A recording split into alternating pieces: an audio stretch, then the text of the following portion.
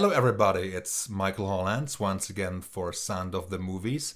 Today, I have the pleasure to be joined by Mr. Mark Helfrich, who has edited films such as Predator, Rambo First Blood Part 2, Last Boy Scout, Showgirls, Rush Hour, Red Dragon, X-Men The Last Stand, Jumanji, Welcome to the Jungle, its sequel, The Next Level, and many more. It is my pleasure to welcome Mark Helfrich. Thank you. Hi, Michael. It's great to have you on my show. Thank you very much for taking the time out of your schedule. I really appreciate that. My pleasure. Mark, I know you have edited so many pictures in your career, and you're actually in the middle of finishing another one right now. But I would like to get back to the beginning of your career. Many people say they got into this business by accident or by happenstance, depending on the circumstances. How did you get involved in this industry and how did you get your first job? I always loved movies as a kid, and my first job when I was in high school was working in a movie theater. So I saw the distribution side of things, and I watched movies over and over in this movie theater. I knew I wanted to go into the movie business. So I went to university for a couple of years and then moved out to LA to make sure before I got my degree that this is where I wanted to be. And during that year, I was fortunate enough to get to work on two movies, both Roger Corman productions. The first one was Rock and Roll High School. Now, the way I got that job was pretty miraculous. I didn't know anybody in the film business at all. I only knew one person in all of Los Angeles, and that was the projectionist at the movie theater that I had my first job at. So when I came out to LA, I slept on his couch and hoped that I would find a way to break into the business. I finally, after about 3 months of being here and getting nowhere, I looked in Variety and it had a listing of movies in the future. And I thought, well, that's what I would need. These are the movies that they're going to make. So I saw that John Landis was going to be making a movie, The Incredible Shrinking Woman, which he ended up not making. But at that point, he was, I think, at Universal prepping it. And so I decided, I went to University of Wisconsin-Madison. The Zucker brothers were from there. So I had something to talk to John about because John worked with the Zucker brothers on Kentucky Fried Movie. So I called the studio number and I asked for John Landis. They put me through to his office and his secretary I asked, may I speak to John Landis, please? And she said, what's this in regards to? And I just, for some reason, this is not my personality at all, but I just snapped at her and said, trivia, put me through to John. Because I was so at the end of my rope, I had no idea how I was going to get to anywhere. Anyway, she did. She put me right through to him, and he happened to be doing nothing at the time in his office. So John Landis spoke to me for about 10 minutes, and he said, I can't hire you because I've got too many PAs anyway, but if I were you, I'd call up Roger Corman's New World Pictures. So I thanked him and hung up and looked up the number of New World Pictures, and I tried to do the same thing, trying to talk to Roger Corman. And I asked to speak to him, and he was out of town. And then I called the next day, and he was busy. And I called the next day, and he was busy again. And the secretary said, what's this in regards to? And I said, his next movie. And she said, oh, you mean Rock and Roll High School? And I said, yes. And she said, well, the production phone number for that is this. And she gave me the production phone number. So I called that production phone number, and the director, Alan Arkish, answered the phone, and I said, John Landis told me to call. And he said, he did? Well, then you better get down here. So I got on the bus. I didn't have a car or anything. I got on the bus, went down to the production office, met with the producer. The producer asked me if I had a car, And I lied and I said, no, I have a van. And I didn't have a van, but I knew there was a van for sale across the street from the couch that I was sleeping on for $600. And I think I had about $600 to my name at that time. So he said, you have a van, you're hired. So I got back on the bus hoping the van was still there for sale. I bought the van and broke into the business as a PA on that film. Your first picture was Return of the Ninja, which at that time was produced by the Canon Group, Menahem Golan and Yoram Globus. So, what are you? Correct. Yeah, it was Revenge of the Ninja. I had, after I assisted on a few pictures, the last one was at Canon, was on The Last American Virgin. I asked Menachem because he was there every day. And I said, I can edit. I feel I can edit. Can I have a movie to edit? And he said, well, if you cut a trailer for this terrible movie here and it's any good, then I'll give you a movie to edit. So he gave me a trailer to cut, a movie. I had to cut a trailer out of this pretty bad movie, but I cut a really good trailer for it. And when the movie was released, the movie critic for the New York Times actually said the movie's no good, but the trailer's really great. And she reviewed the trailer instead of the movie. So Menachem was true to his word, and he let me edit Revenge of the Ninja. That was it. I was fortunate enough to edit from then on. Right. And he moved on pretty quickly from there. What do you think is the essence of editing and the proper technique which you have used successfully over decades? I think it's instinct. If you're an editor and if you have some experience or enough experience, then you're able to look at the raw footage and just have instincts of what is a good piece of that take and what would be really neat to see. This piece of action would be great to see in this camera angle or these camera angles. It's just I think it's a gut thing. I think most editors will say it's a gut thing. It's you either can do it, can tell a story visually, or you can't. I don't have any deep philosophy other than I think this will work, or I think this will be cool, or yeah, I like that, or yeah, this tells the story. Those guiding rules when picking the footage. So it's just my gut. You usually are attached to a film from day one, so to speak. And so basically, you work pretty quickly on the dailies, which they send to you basically obviously on a daily basis. So how do you go from there? Do you usually have a tremendous amount of leeway, or does it depend on the director you are working with? How would you sum it up basically career wise? Well, the editor is on from the beginning of production, from day one, like you said. So they'll shoot day one, and on day two, I will receive the footage from day one and start cutting it if it's a complete scene.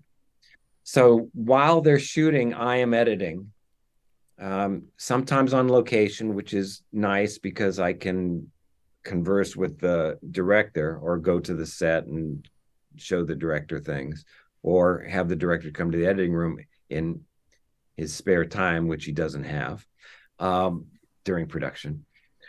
So by the time production is wrapped, like a couple weeks later, I will have a editor's cut ready to show the director. I like to put sound effects and temp music to it before I show the director. And that way they're seeing a movie. It's not the finished movie by any means. It's usually way too long, and you can see but it's a basic shape of a movie. It's the script, pretty much put in movie form. And then you start working with the director. Sometimes some directors like to take things apart and start from scratch on certain scenes. Other directors like to see what you've done and just tweak or just say how many readings of that line do we have? Because I'm not wild about that reading of that line. So we'll just tweak it that way. It depends on the project and it depends on the director, how involved they want to be and how much they want to start from scratch again. Many times it's a pleasure to start over again because there's no one way to put together a scene. There's thousands of ways to put together a scene. And I can't pretend to know the intention of what the director was directing all the time. I can just know what my interpretation of the script was and the footage, but maybe the director has a completely different idea of how they want to tell the story in a given scene. And that's why they work with editors, so you can collaborate and come up with the director's vision. I would also like to point out that you did some fantastic work right off the bat. I mean, let's go back in time a little bit to Rambo First Blood Part 2, which was a massive hit. I think they made $300 million and had like a 25, $30 million budget. This was back in the day when action films didn't cost 200 million and there wasn't an abundance of CGI which you had to use and to worry about. Rambo Part 2 is one of the quintessential action films of the 80s. What do you remember of your very first really big production? I mean, it was released, or it was directed by George Cosmatos, Mario Casas, Andrew Vanya produced it, released it, so Karolko was involved. What can you tell me about that? Well, I was really happy to work on Rambo. Uh, my friend Mark Goldblatt was the editor who started it.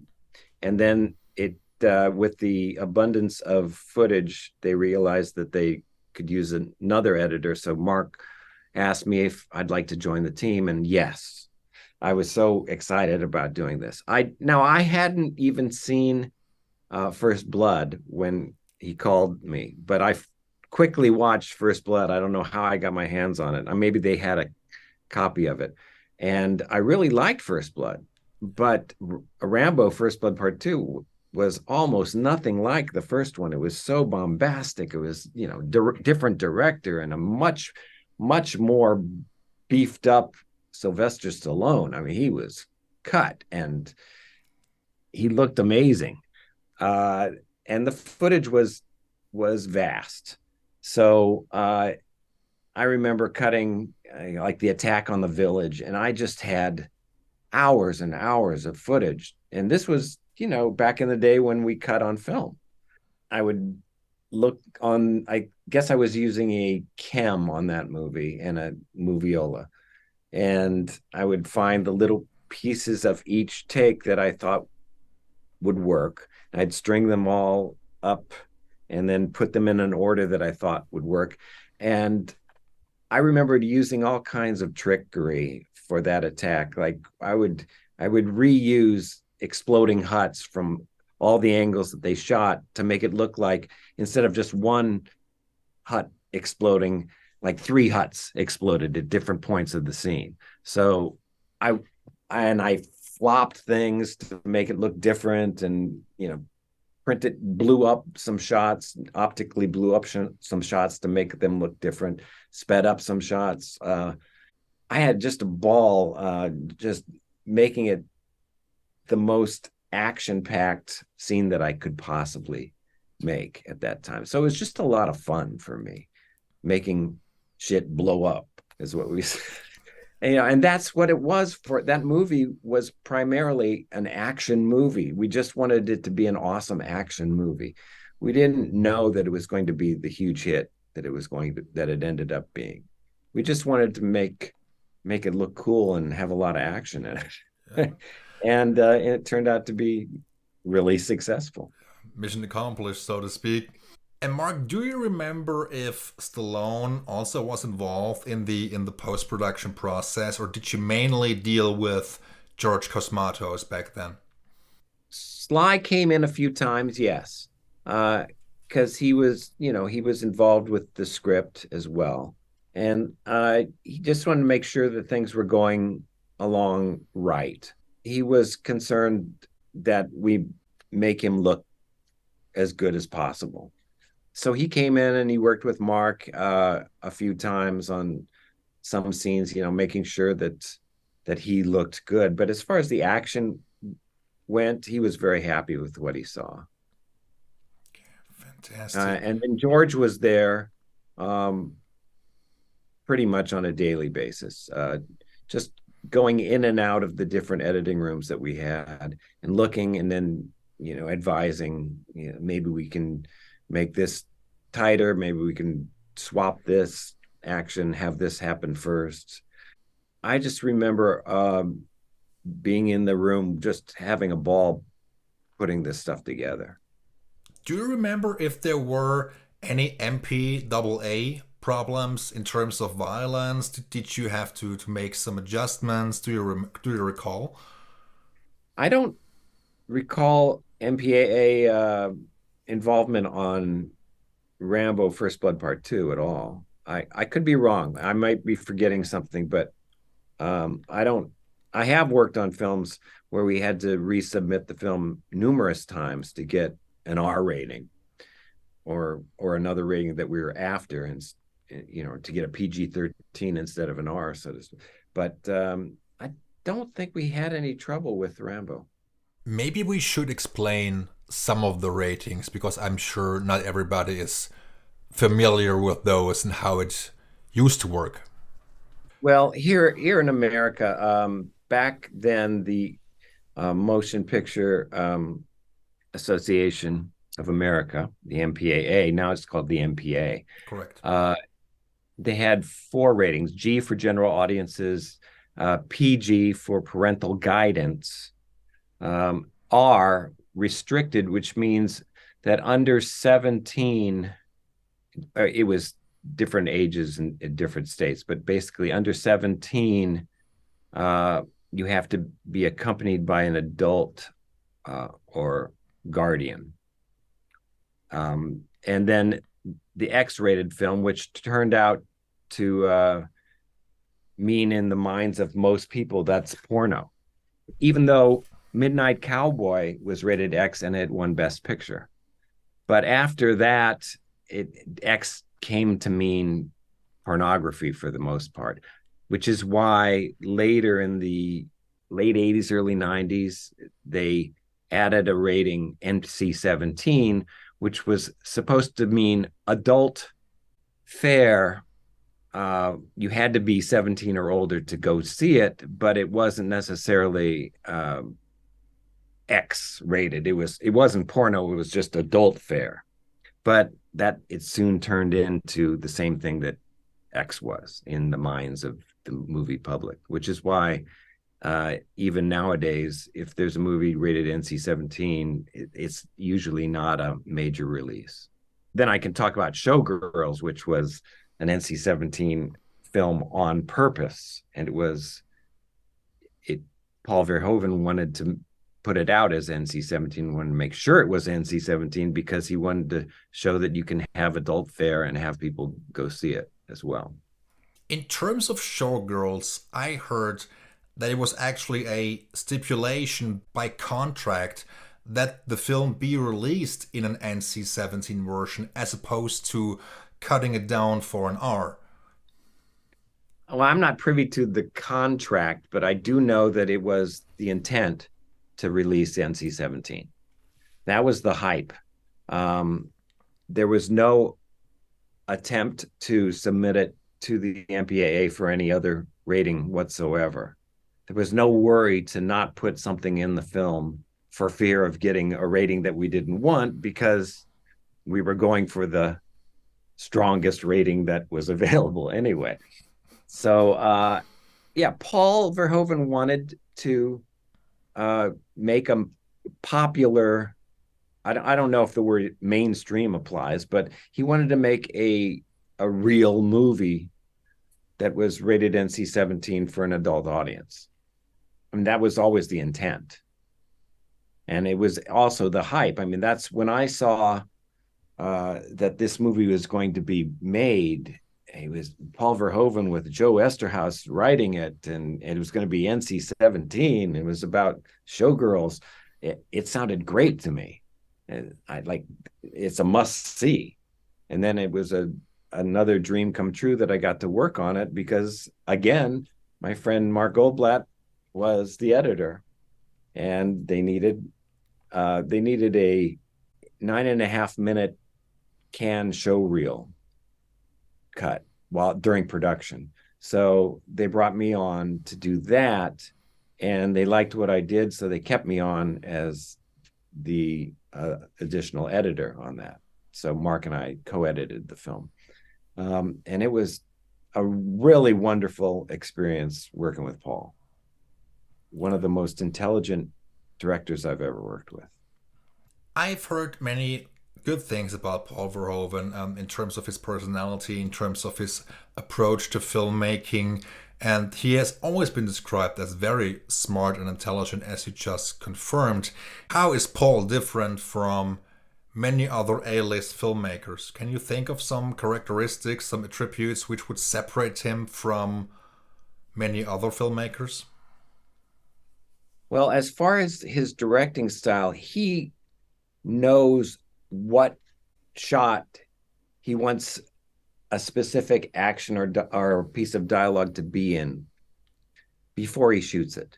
So the only way I can describe it is from an editorial point of view. When you see the dailies on a Paul Verhoeven film, they sort of speak to you. This is for that. I know exactly what he's trying to do here. He's playing this almost in one in this shot. I can tell, and true to that feeling, he won't overcover a scene. He won't overshoot a scene. If he wants it played in a medium shot the entire time, he won't shoot close-ups. He won't shoot, anything that he doesn't really feel is needed. He doesn't shoot. So he does not shoot an overabundance of footage. He might take quite a few takes of a certain setup until he gets exactly what he's looking for. But he knows the look of the shot, of the scene. He's got it in his head already. And that is very evident when you're seeing what he shot, which is, I think that's rare amongst directors nowadays. I think a lot of directors now just cover every single scene as much as they can, and then they put it together in the best way possible. But I think that Paul is a little more old school in that, back in the day, you didn't have endless amount of film. You had a budget. You had to make your day. You had to pick the shots that you knew that you needed. You had to sort of know how you wanted the film finished when you shot it. I think Paul can see the scenes in his head, and he shoots accordingly. Thank you, Mark. And you have worked with stellar filmmakers in your career. One of my favorite directors of the 80s and also 90s would be John McTiernan. I think he has done great work, and his second film was Predator, actually. And I rewatched it just a couple of days ago, and it's still a fantastic action thriller. An essential 80s film. It is so well directed and so well edited. It's still a real nail biter. It's so suspenseful. Of course, it's a classic 80s film. It's a product of its time, in a good way, of course. So, what do you remember of this project and John McTiernan and the process of editing one of the best action films ever? Well, I remember getting the call from the producer, Joel Silver, asking me if I'd meet the director to be the editor on the film. I'd worked with Joel on Jumpin' Jack Flash and briefly on Commando, but that's another story.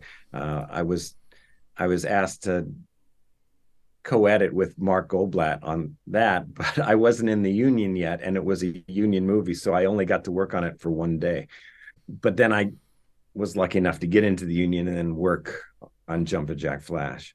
Anyway, I remember meeting with John McTiernan after watching Nomads, his first movie, and reading the script for Predator, which at that time was called Hunter, and thinking that, wow, this movie Nomads doesn't really apply. I don't even know why they've got this guy doing Hunter, because it's such a different kind of film. But I got to meet him, and basically the gist of his meeting with me was, he said, "What do you think of rules?" And I said, "Well, rules. I don't know what rules you're talking about, but what rules?" And he goes, "Well, I here's what I think. Rules are made to be broken." And I said, "I agree with you." And so that was our initial meeting. Then we worked together in pre-production, trying to come up with the invisibility effect, and that was done again in film days. That was all done with rephotographing film. It was an optical, they called it back then. And how do we show invisibility? That's something that we worked on for a while before production even began, because we had to come up with, okay, we're going to shoot a plate. We're going to shoot somebody in a red suit, the Predator, and then we're going to shoot the back plate, and we're going to take the red part and mirror it, making it smaller, smaller, and smaller, and then reprinting the background in it with a different size to make it look like you thought you saw something, but you're not sure because it looks invisible. I remember doing that in pre-production. And then the footage started coming in, and Arnold was fantastic. Everybody was fantastic. It was just such a macho film.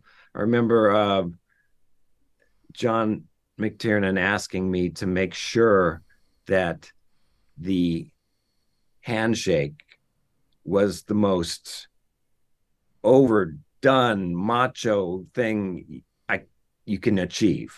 Just overdo it, take it to the max.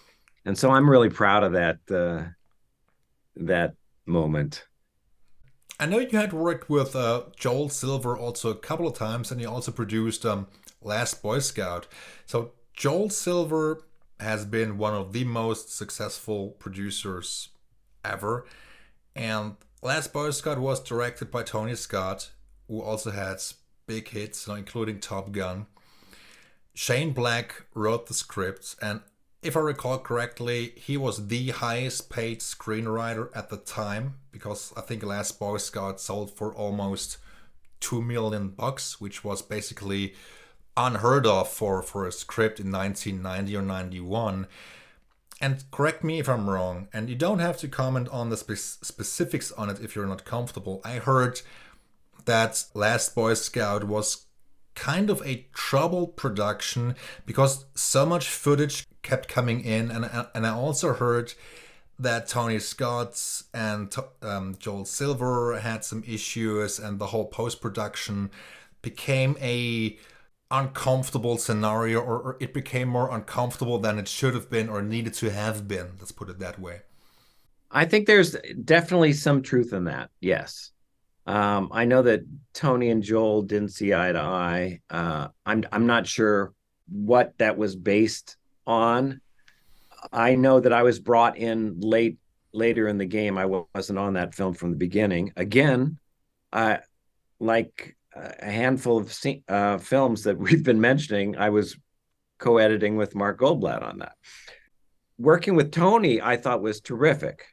And yes, like you said, I knew Joel. I knew what he wanted. He had, hit after hit. He wanted another hit here. He paid a lot of money for it.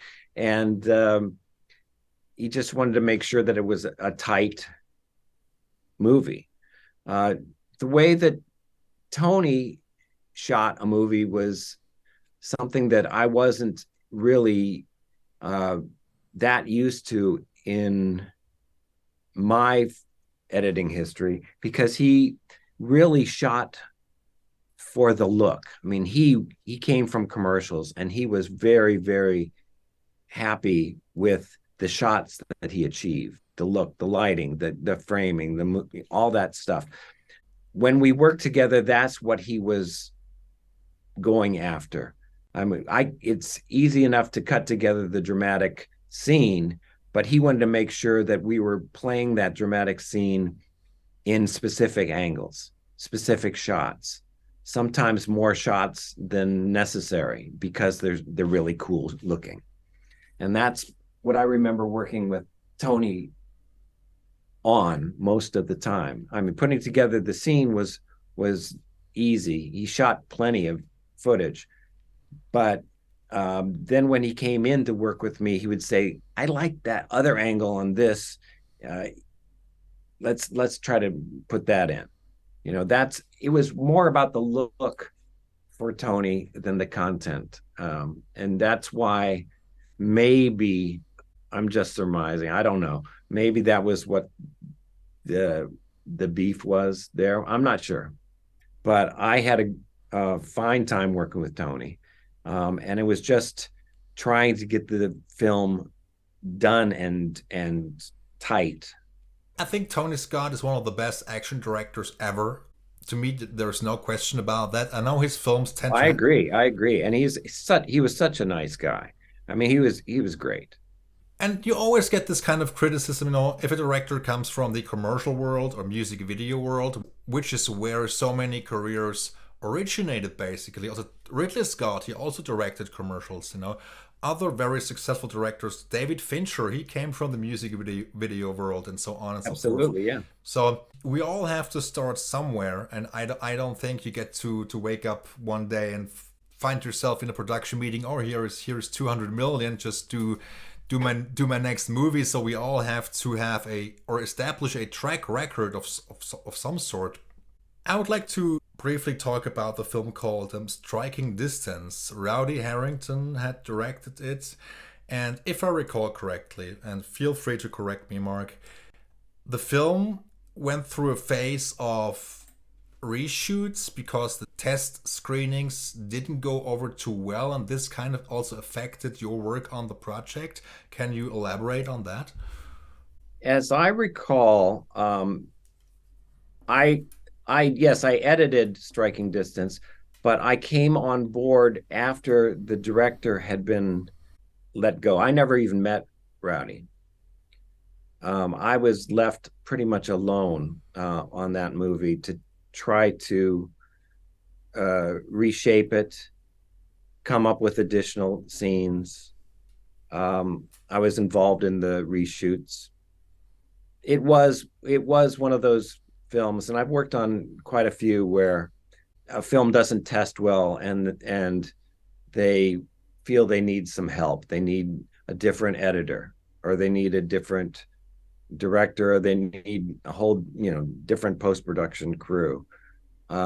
So that was one of those films, and it wasn't even called Striking Distance.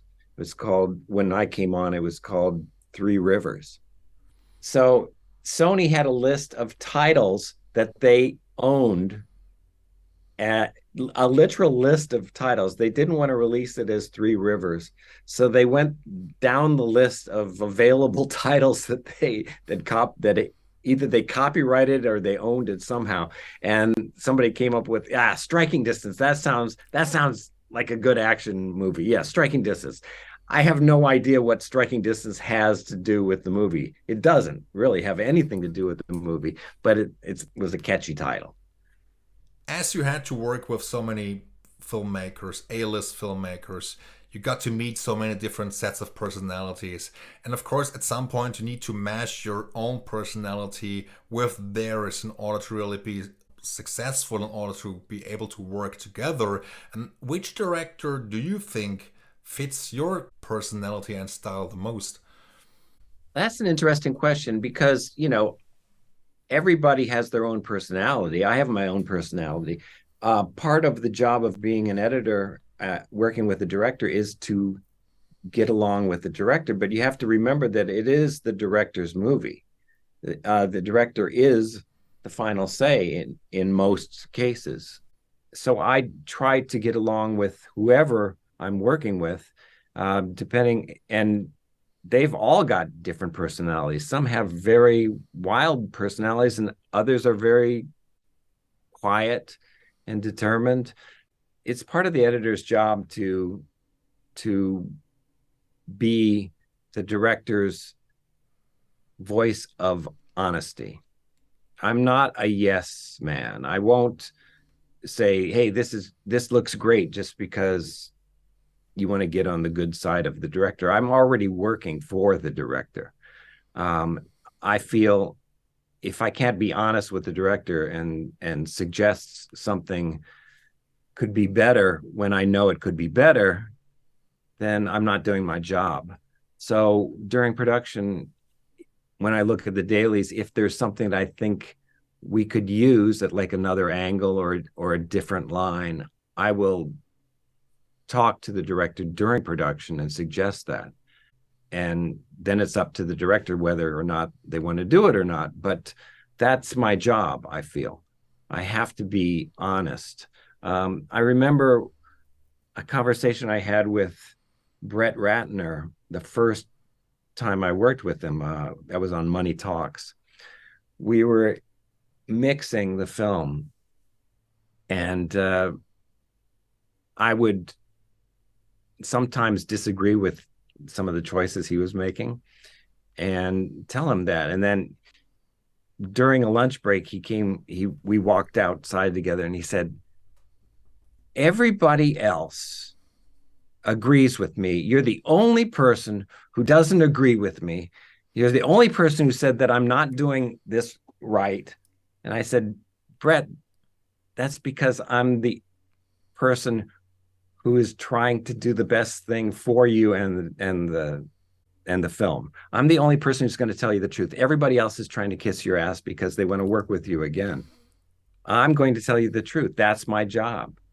The truth as I see it. You don't have to listen to me. You don't have to do what I'm suggesting, but I'm going to tell you what I feel because that's why you hired me." And then after he got that off his chest and I explained it to him, then he understood that's our relationship. I'm going to be honest, and it's no attack on you or anything. It's just what's best for the film, what I feel is best for the film.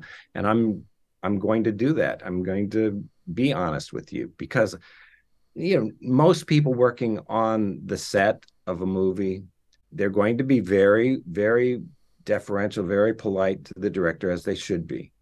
They're not going to offer their opinions most of the time. But the editor works closely with the director, and that's part of the job, to offer your opinion. Yeah, very well put. And I don't think it's beneficial to any project to really surround yourself with a couple of yes men, people that kiss your ass constantly, because you need to point out politely, of course, that certain scenes may not work as well as they should be working. And I think it's great to really, let's say, brainstorm with some ideas to a certain extent in order to really serve the film and to fulfill the director's vision. I don't want people around me who kiss my ass all the time and that don't point out the potential flaws of a product or of a conversation, if that makes sense. Exactly. I mean, in here in my editing room, uh, my assistants, I will ask them to watch a scene that I cut and give me feedback. I'm not looking for, "Hey, that was really great." I'm looking for what doesn't work. Please tell me, give me some constructive criticism. Tell me that wasn't funny. Tell me that didn't work. Tell me that that really jumped, because that way we're collaborating. That way I can try to go in and fix it. Um, because film really is collaborative all the way down the line. Everybody's working with everybody else, and it's all towards the same goal, to make the best movie you can, tell the best story you can. Absolutely, and thank you, Mark. You mentioned Brad Ratner, and you have basically worked on all of his projects. You even edited the music video which he directed for Madonna. I think it was called Beautiful Stranger. And the first film you did was Money Talks. You edited all three Rush Hour movies. There was a Red Dragon, Family Man, After the Sunset, X-Men: The Last Stand, and also Hercules. I think I named them all. Can you think of a specific challenge which you encountered during some of Brett's movies or anything at all which struck you as particularly challenging or demanding? Brett and I, like you said, we've worked together on all of his movies. And as far as a challenge goes, um, working on Money Talks the first time, that was his first movie. And I think I brought some experience to the film that he didn't have yet. And we had to find a way to work together that was comfortable. And like I said in the other part of the story there, I I told him what our relationship was going to be. Uh, he wasn't just going to say, I want to do this. You have to do this, this, this, this.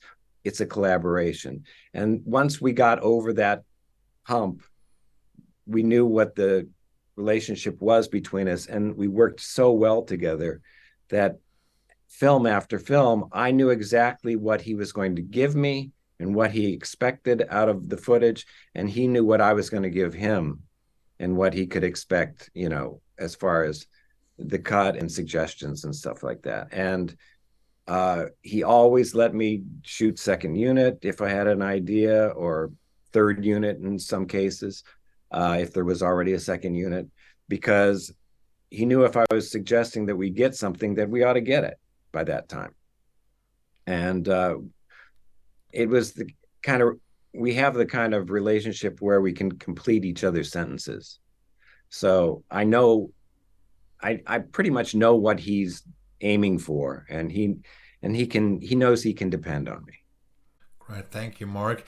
And you have done some exemplary work for him. I mean, I think two of my favorites are Family Man and also Red Dragon. I think especially Family Man has a really sweet quality to it. Also, it's a tale of morale, and with a person who needs to make a decision, or a person, in this case Nicolas Cage, who gets to see a different side of life which he didn't expect up until this point. So I think that was a real interesting part of the film. So I thought it was a really sweet movie, really good one too.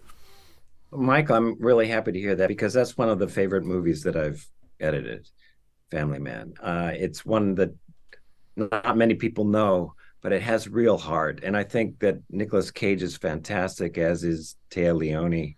The whole cast is great, even the kids. I mean, it's a sweet movie, and it's very touching. And I think the score by Danny Elfman helps it a great deal. That was the first time that we worked with Danny, and he really is amazing. I mean, he just pulled the heartstrings with that score, I think. Yeah. I think the score is really good, and especially in the final act of the movie, and especially in the last 10 or 20 minutes of the film, when they meet up at the airport, when Nicolas Cage tries to prevent Téa Leoni from getting on the plane, and then they meet up at the airport and have coffee. I thought that was really, really touching. And you also have an executive producer credit on the score album of Red Dragon. Which kind of work did this entail? How did you get that credit, if I may ask? Well, working with Danny was such a pleasure, and I have very specific uh, suggestions for scores of movies that I work on.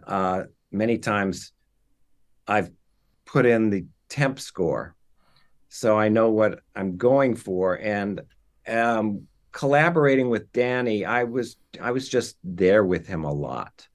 I was there with him by phone, even when Brett wasn't.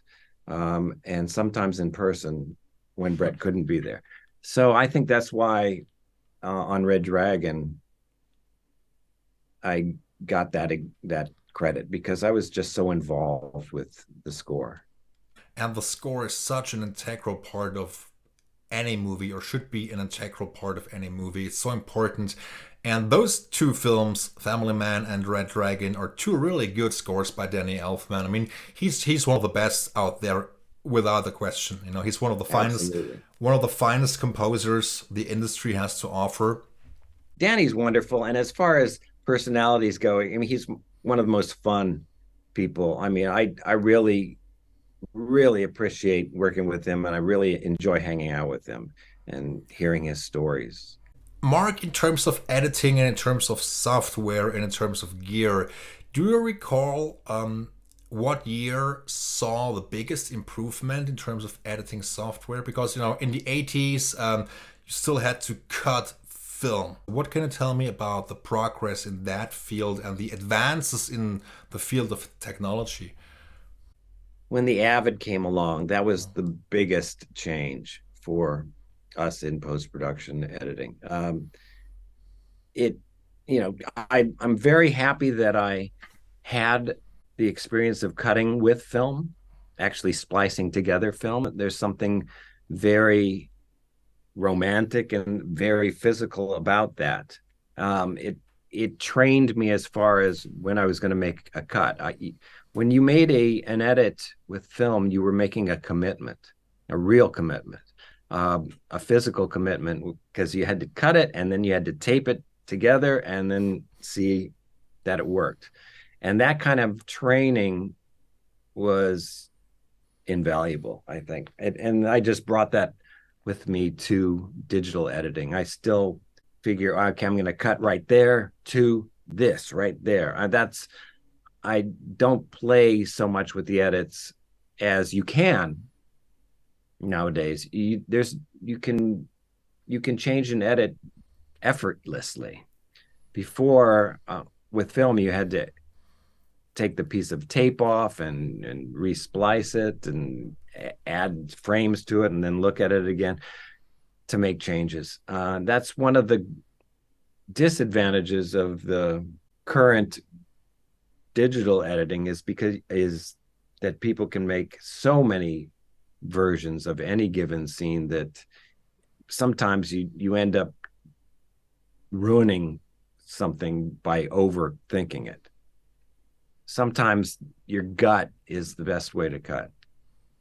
That said, I love working digitally. It's great. The possibilities are endless now. Yeah, It's yeah. less physical. So I'm just sitting in the chair using my hands. But before I was reaching and walking over to the other side of the room to pull out the box of film. And now it's less physical. So I have to get up and walk around every now and then. Great. And Mark, you mentioned that you also did some second unit work on certain pictures, and you also directed the film yourself. It was called Good Luck Chuck. So, do you think the directing experience was like you had imagined it would be or should be, or was there a, let's say, awakening of some sort in terms of, you know, transitioning from editing to directing? I think editing is a great stepping stone to directing. I've directed second unit for a lot of the films that I've edited. And so when I got to direct a feature finally, it was a total joy. I didn't find it unexpected at all. I really enjoy it. I really enjoyed directing, and I would do it again if I had a script that I liked. So no, directing it was a total joy. I like making decisions, and when you're directing, you're making hundreds of decisions a day. Would you say it's always a blessing to receive as much footage as possible because you can tweak certain scenes in a better way, or you can choose different angles, different nuances of a performance? Or do you think at times it may be distracting to a certain extent? I don't know if distracting is the word, but yeah, I think there's pros and cons to too much footage, or a lot of footage. Uh, Many times when you shoot, let's say 17 takes of something, you end up using either the first take or the last take. But then there are times where you'll find a line in take 6 and another in 9, and you just mix and match and create the performance that way. So there are a lot of positive aspects to shooting a lot because you can hone a performance very finely, usually. Even just using the sound from one take and the visual from another. You can put words in the actor's mouth or inflections in their mouth that they didn't have in that particular take. So usually it's a pro, but sometimes it's a con just because you wonder why are they shooting so much. We're not getting anywhere. It's diminishing returns, and it's also more time consuming, uh, right down the line. If there's less takes, if you only have 3 takes of something, then it's easy to get through. It's a faster editing process, Yeah. and there's something to be said for that. Usually, if there's multiple takes, the director is doing it for a reason. They're trying to achieve something that they haven't gotten in the previous takes. Maybe it's just a single line, in which case, if I were directing, I would just reshoot that single line or the line on either side of it. But a lot of directors just shoot the entire scene over and over and over again. Which film do you think was the hardest one to edit? The toughest one to edit in terms of, let's say, either communication with the filmmakers or in terms of storytelling? What comes to mind? Probably the hardest film I've ever had to edit was I Come in Peace, directed by Craig Baxley, a great friend of mine, a wonderful director, wonderful person. I don't know if you saw that movie. I did. It starred Dolph Lundgren. And the reason it was difficult was because Dolph, it was a big role for him.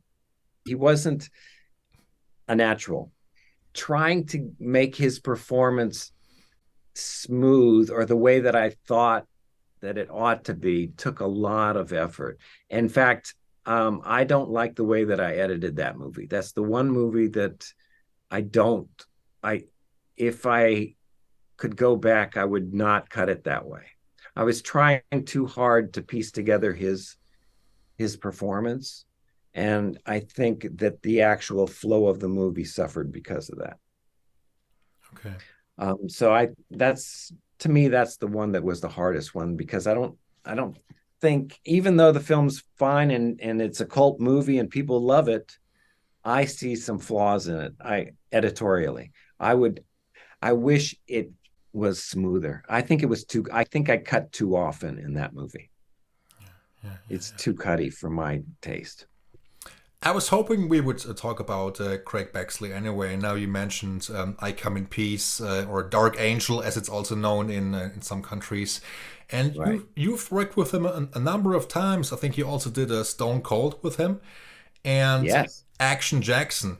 Were there any, let's say, moments with Craig Baxley which made your life as an editor more interesting? What are your memories of the collaboration with Craig Baxley? Also, let's say on Action Jackson, which seems to be a fan favorite of the 80s, also in the Carl Weathers canon.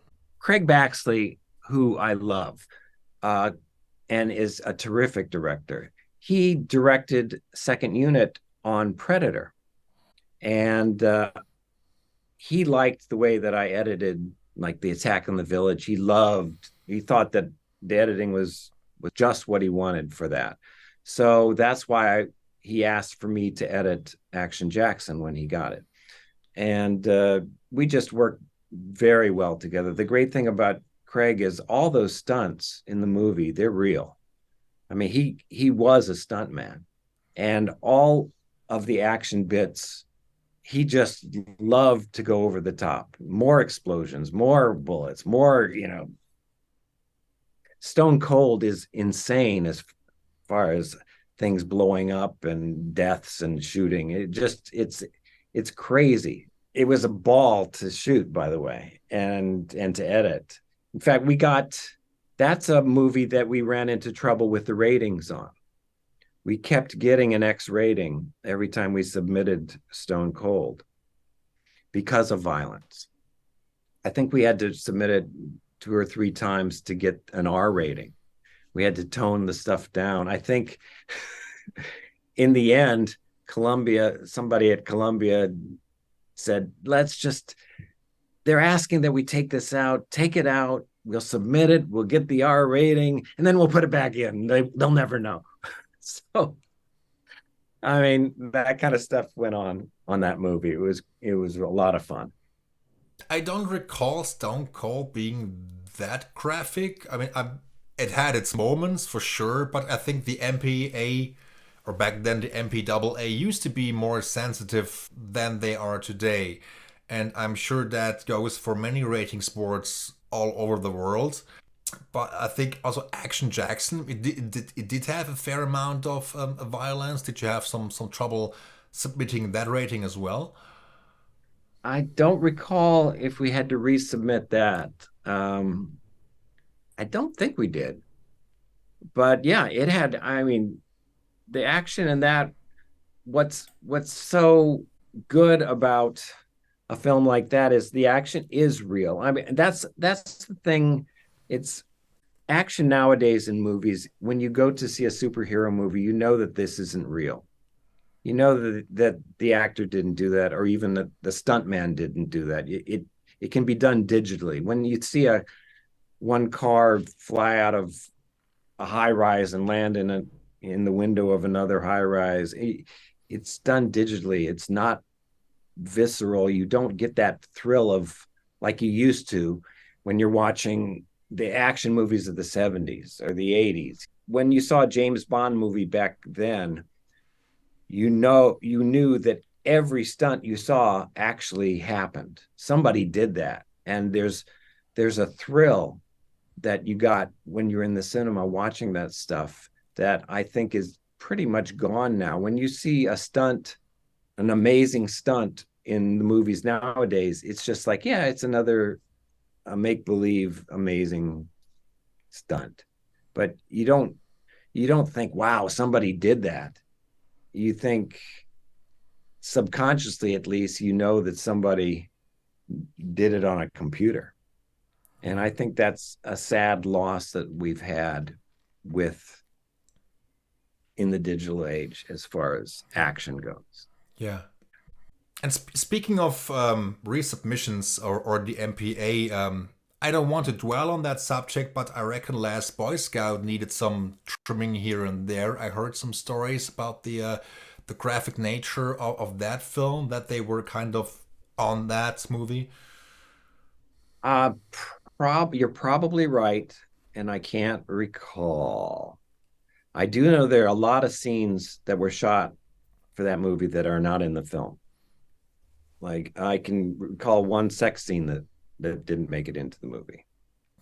I'm sure there was some violence. There's a lot of language in that, but I don't think we had to tone it down for language. It was an R-rated movie. One thing, and I've told this story before, but the in the opening of that movie, uh, when the guy makes the touchdown and then blows out his brains Hmm. in the movie, he says, "Ain't life a bitch?" and then he blows his brains out, right? That's correct. Yeah. Hmm. But the original shoot and the original cut of that was he made a touchdown and then he said, "I'm going to Disneyland," and he blows his brains out. Really? And that was based on a commercial campaign that Disneyland had back then, where the MVP of every uh, football game was shot on after they right after the game. They'd say, "What are you going to do now?" And it was, "I'm going to Disneyland," and that was the commercial. So that's why they shot. That's why they shot the scene having him say that in the movie. But of course, Disney did not like that. and threatened uh, a lawsuit, and we had to reshoot that. I can't imagine this working. You need to understand what the character is going through. He was about to get killed anyway. He received the phone call in the locker room from Taylor Negron who says, well, you better score some touchdowns or else your history. And then he realizes he can't make it, and then he starts, killing the other players, and then he shoots his brains out and says, "Ain't life a bitch?" Granted, um, the original Disneyland line was more topical of that time. It would have got a huge reaction in the theater at that time, but as far as its longevity, you're right.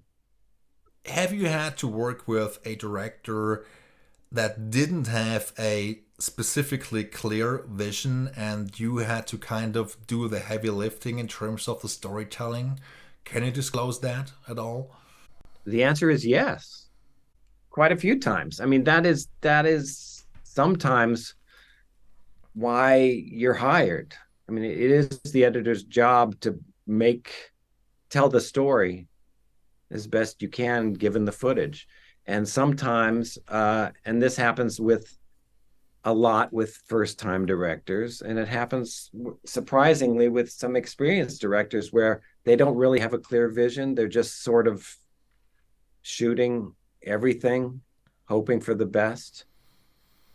I can't name names, but yes, it happens. And I've been brought on to films as a film doctor, sometimes credited, sometimes uncredited. And it's those cases, those movies that usually is the case where the director didn't really think it out fully before shooting.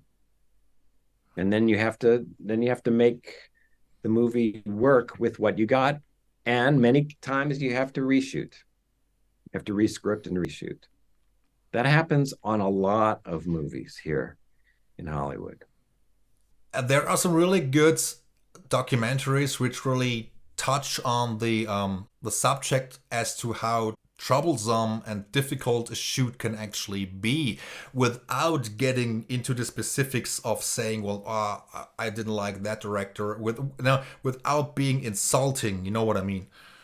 Right. I mean, no, there are some fantastic documentaries about the makings of movies that were troubled, but turned out to be masterful. Like the Apocalypse Now Hmm. documentary is fantastic, but that was a very troubled production. But the end film is fantastic. So, Mark, I need to mention Jumanji because you have worked on two Jumanji films directed by Jay Kasdan. It's basically a sequel slash new adaptation of the 90s film. I felt that these two films directed by Jay Kasdan are really funny, really action oriented, and simply fun to watch. How would you describe working with him and taking a beloved 90s classic and transforming it into a more modern version, so to speak? well, first of all, Jake Kasdan is a real pleasure to work with. He's very, very smart, very funny, and he knows comedy, and he knows how to tell a story. It's a great time working with him, and I'm working with him again right now on this movie called Red One. I think the difference between the original Jumanji and the ones that we're doing is this is a movie made for today's audiences. It's not paced the same way that it used to be, and this movie is different by design because it's an ensemble. We've got all these hilarious actors working together. It's not just one uh, Robin Williams character. We've got four main stars in every adventure. So I think it's a completely different animal, but it shares the name and it shares a lineage. But it shares certain rules about the game too. But it's still it's a very exciting and funny film. Do you actually like to work with storyboards from time to time? As when I'm directing, I definitely do storyboards because that way I have it right in front of me, the setup that I want to shoot. And like for instance, Jake uses storyboards for most of the scenes that he directs.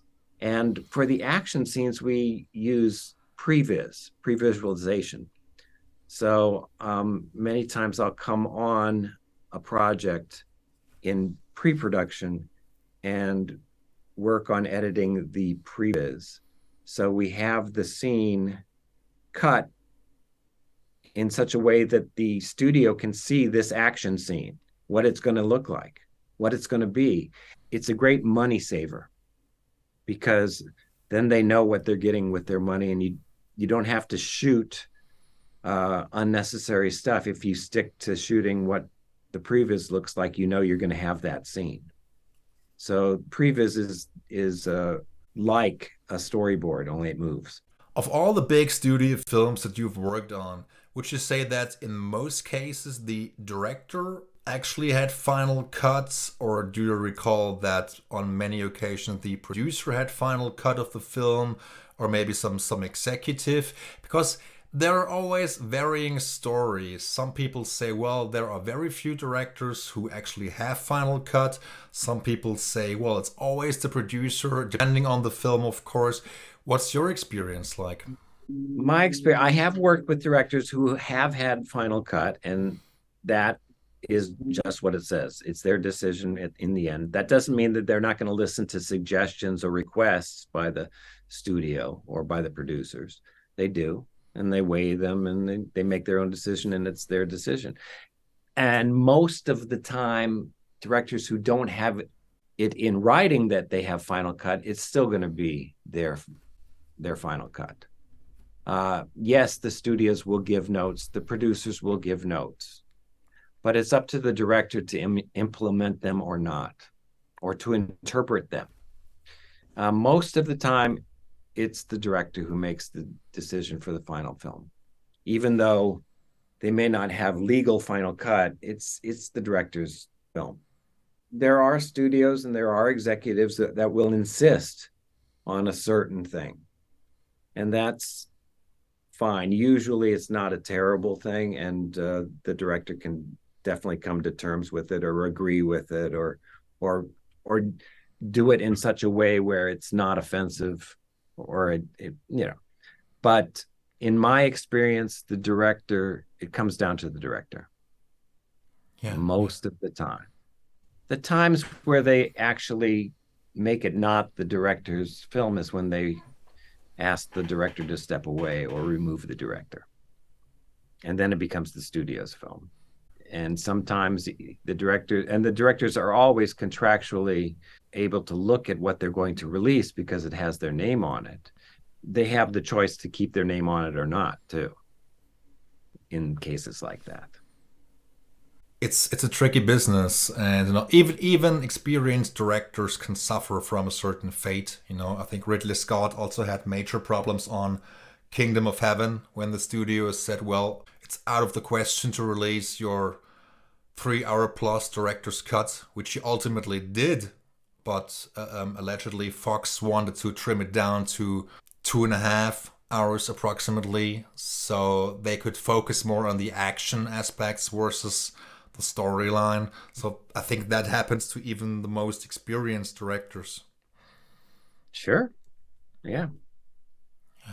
Every film is a different conglomeration of people. I mean, rarely do you have the exact same team on a number of films. Some people are lucky enough to have, if it's working and they can get everybody and everybody's available, and they can work with the same people again and again. But many times you're working with a different producer, a different studio. And sometimes it's not a marriage made in heaven. Would you say that action at times can be more difficult in comedy? What's your take on that? I think There's generally a way to make action work using editorial trickery sometimes. Comedy, it either works or it doesn't. So a lot of people say that comedy's harder to edit. And I think I might lean in that direction. What I can tell you is editing comedy is probably the most satisfactory experience when it comes to previewing a picture. And the preview process is my favorite part of post production because then you're putting your film out there for an audience and seeing if it works. And with a comedy, you can hear if it's working because you can actually hear the laughter. And that is the most satisfying experience. I mean, it must be like a performer on stage getting laughter or applause because when you're watching a movie that you've edited and people are laughing at the jokes, you know it's working. Now, if they don't laugh when they're supposed to laugh, when we feel that they're supposed to laugh, then something's wrong. And then we have to attempt to fix it for the next test screening. And sometimes we have to actually just cut that attempted laugh out because it's not working. Yeah, yeah, yeah, yeah. Comedy, you can really tell if it's working just by the laughs. So it may be the most difficult to edit, but it's also the most satisfying. What's the longest rough cut you ever had to assemble? I'm not entirely sure about this, but the biggest difference between our first cut and the final product was Scary Movie. Scary Hmm. Movie's first cut was 2 hours and 20 minutes long, and I think the released version is 88 minutes long. Yeah, just under 90. Yeah. Yeah, and that was a hilarious movie to work with. Keenan Ivory Wayans is a great director for comedy because he'll shoot anything and everything if it has a potential laugh. He comes from the television world of multiple writers. So when I was editing that, I was cracking up every day when I saw the dailies because he didn't shoot was what was in the script. I never knew what I was going to see the next day. So the whole editorial crew, it was like watching a new movie every day with the dailies because we didn't know what to expect. He really fostered an environment where you could suggest something funny and he would just say, okay, do it. Like many times I came up with a funny idea and he gave me a camera and he said, go shoot it for a scary movie. So it was anybody who has any ideas for what could be funny, he was game for it, which is why that movie was so funny, I think. But we had tons of stuff because you just throw so much stuff at the wall and see what sticks. We had almost 2.5 hours of stuff, and anything that didn't kill, we just took it out, which is why the release version is tight. You had mentioned that you at times also work on the temp score of a film. Do you like to cut to music in general? Editors do work with music quite a bit. When they're editing, they are responsible for putting in the temp score a lot of the times, or working with the music editor to come up with the temp score.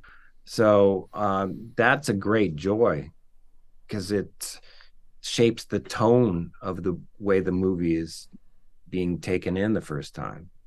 And example of that was on Rush Hour, the end credit sequence with the music underneath it. We had what, Hip Hugger, Booker T and the MGs, and Fight the Power with the Isleys. That those are records that I brought in and put into the Avid to use as a bed for those end credits. And I think that's what really makes that end credit sequence really work. It chugs along at a good pace and it's hysterical. And so I did that on all the Rush Hours. I'm a lot of the movies that I worked on. I pick some of the songs. Sometimes we have music supervisors that will pick the songs, but in the cases of all the Rush Hour movies, like it was my choices to like the James Brown night train for the fight in the pool hall. Mhm. That was in from the very first editorial cut that I did. Did you also pick the temp? Yeah, I picked the temp, and the funny thing is how we ended up working with Lalo Schifrin. Well, on Money Talks, Brett Ratner had asked me, uh, "Who should we have as a composer?" And I said, "Well, what are you looking for?" He goes, "I'm looking for like sort of a gritty '70s kind of vibe, old school. I want it to be something like I said, well, there's so many composers from back then. He goes, I don't know any who the composers are. I said, well, what's your favorite soundtrack from back then? He goes, well, uh, Enter the Dragon is my favorite. And I said, that was Lalo Schifrin. He goes, oh, well, can we get him? And I said, I don't see why not. Let's try. And so we ended up having lunch with him at a Thai restaurant and got along with him great. And we ended up working with him on, I don't know how many films, 5, 6 films. Uh, and Lalo was terrific. And the way he orchestrated those movies, it was just a thrill. Mark, is there anything else you would like to add? Anything that comes to mind about your career, about editing in general, about the movie making industry? Anything that comes to mind? No, but this has been a pleasure. Thank you for asking me, Michael.